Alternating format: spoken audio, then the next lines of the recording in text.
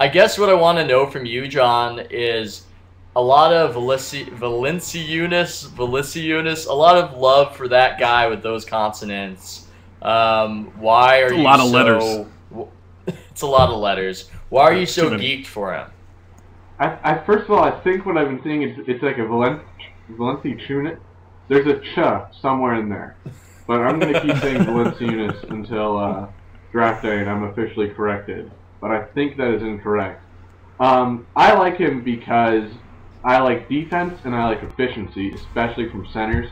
I think when you look at the centers of the four teams that made the conference final, Joel Anthony, it's Tyson Chandler, who won the championship. It's yeah, Valanciunas. There it is. Joakim Noah and Kendrick Perkins. Those are your four starting centers. I mean, none of those guys are really post-up scorers. They're all good defenders. They're all guys who rebound. They're guys with a lot of energy, guys with a lot of athleticism. And that's what Valanciunas is.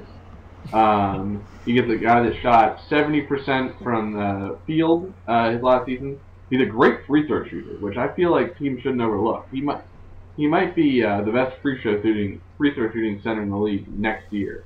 He was 90% in the Italian league, and he's consistently been a mid to high 80s free throw shooter throughout his career. And he loves rebounding. He loves playing defense. He plays with a ton of energy. He's a pick and roll guy that really loves to attack the basket, and I think that's the prototype center in today's NBA. And I don't think that Enes Kanter is necessarily the prototype center in today's NBA.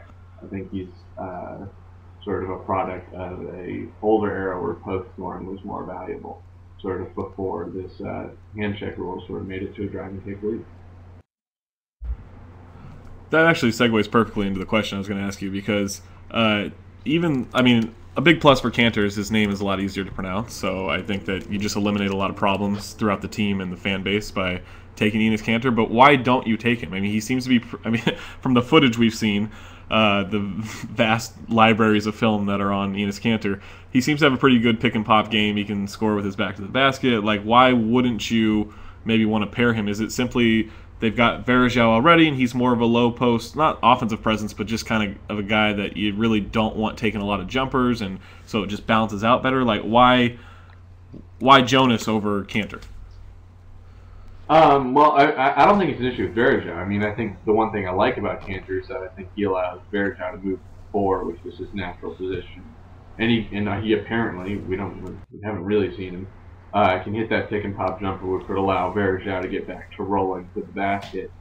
But really, what I'm hearing with Kanter is I kind of like that he's like amazingly cocky. Like, I don't know if you've heard what he's been saying pre-draft media, but he's like, "Oh yeah, if I'd played at Kentucky last year, we would have easily won the national championship. Like, I wouldn't have played that many games because we'd have won so many by 30. Like, I'm definitely the best player in the draft." And then when they asked him to like compare himself to NBA players, he's like, "I play the post like Pau Gasol and I shoot like Dirk Nowitzki. That's how I would say I am." So I actually like that he's ridiculously cocky because you want a guy who, NBA is a hard game. You want guys who believe in themselves rather than guys who don't. But I worry about his mentality. I think he's a guy who expects to get 15 to 20 shots a game. I think he expects the offense to run through him, which I don't really like. I mean, I'm going to read you the list of centers sorted by usage, and you tell me which of these guys you like, or which of their teams were good.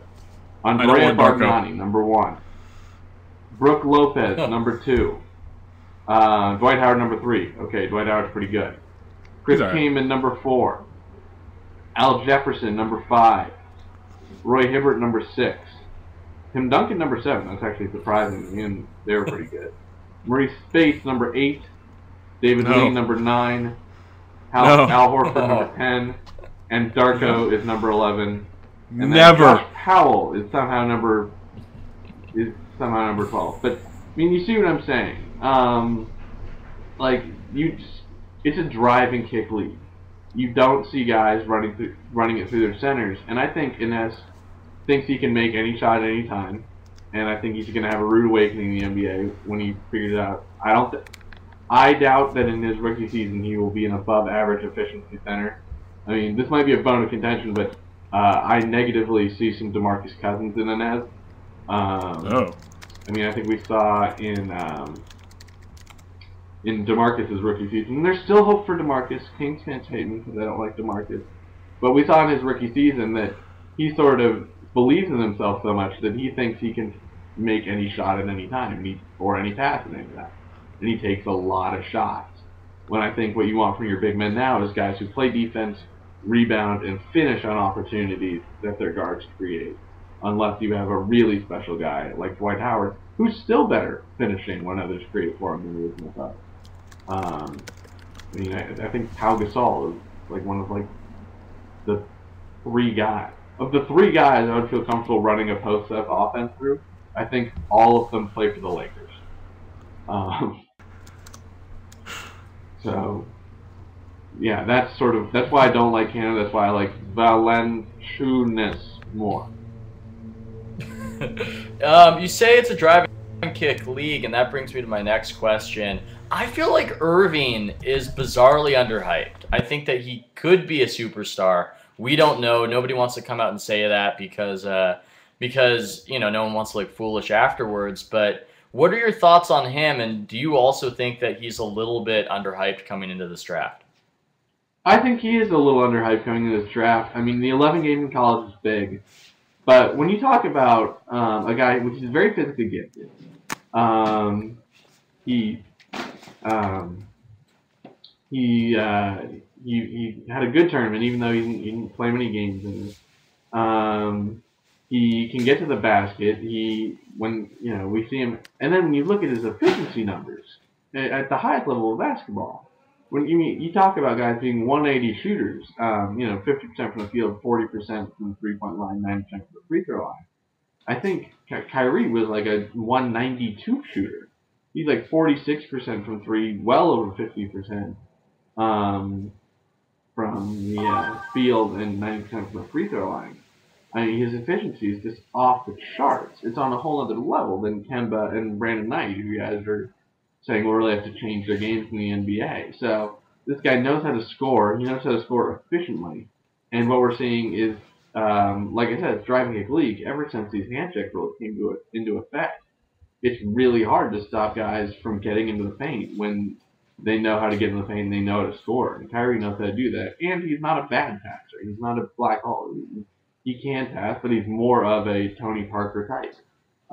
Sort of a young Tony Parker who's coming in shooting 46% from three. I'm very high on him. I think he's the clear number one in this draft. And I think, I don't know why we overlook a bit scoring efficiency in point guard prospects. I think that's why Tywan Lawson fell so far in his draft. Like, it seems like we're always looking at passing, shooting range,